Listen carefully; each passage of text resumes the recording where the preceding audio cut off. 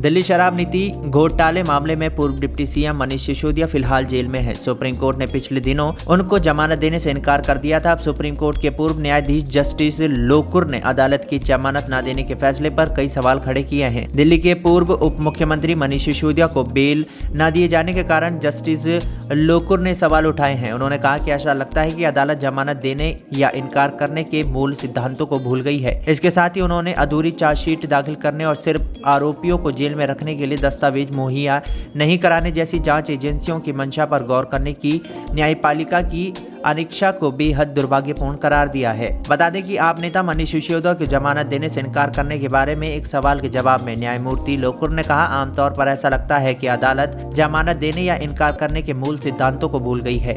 आजकल अगर किसी व्यक्ति को गिरफ्तार किया जाता है तो आप आश्वस्त हो जाते हैं कि वो कम से कम कुछ महीनों के लिए जेल में होगा। पूर्व न्यायाधीश ने कहा कि पुलिस पहले व्यक्ति को गिरफ्तार करती है, फिर गंभीरता से जांच शुरू करती है। एक अधूरा आरोप पत्र दायर किया जाता है और उसके बाद एक पूरक आरोप पत्र दायर किया जाता है और दस्तावेज प्रस्तुत नहीं किए जाते। उन्होंने कहा कि यह सबसे दुर्भाग्यपूर्ण और परेशान करने वाली बात यह है कि कुछ अदालतें इस पर गौर करने की तैयारी नहीं कर रही। जस्टिस लोकुर ने कहा कि कुछ राजनेताओं के खिलाफ भ्रष्टाचार के मामले नए नहीं हैं। कुछ राजनेताओं के खिलाफ अन्य आपराधिक मामले भी हैं। सभी मामलों में राजनीतिक प्रतिशोध का आरोप लगाना मुश्किल है, लेकिन कुछ मामलों में कुछ सच्चाई हो सकती है। इस सब का परेशान करने वाला पहलू ये है कि जांच शुरू होने और संदिग्ध के वफादारी बदलने के बाद जांच छोड़ दी जाती है। यह राजनीतिक प्रतिशोध के गंभीर संदेश को जन्म देता है। शीर्ष अदालत के पूर्व न्यायाधीश ने एक इंटरव्यू में कहा कि न्यायपालिका को जीवन की वास्तविकता को प्रति जागने की जरूरत है, लेकिन नेताओं से जुड़े भ्रष्टाचार के हर मामले में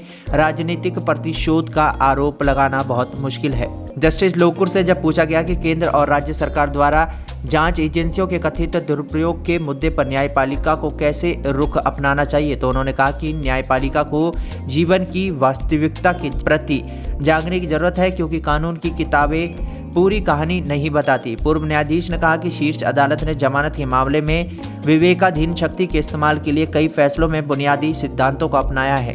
उन्होंने कहा कि समस्या ये है कि कुछ अदालतें इन बुनियादी सिद्धांतों को लागू नहीं करती है, जबकि उन्हें पता ये सब होता है। हालांकि सवाल उठता है कि आखिर ऐसा क्यों किया जा रहा है। सुप्रीम कोर्ट ने कथित दिल्ली शराब नीति घोटाले से संबंधित भ्रष्टाचार और धन शोधन के मामले में पूर्व उप मुख्यमंत्री मनीष सिसोदिया को जमानत देने से 30 अक्टूबर को इनकार कर दिया था।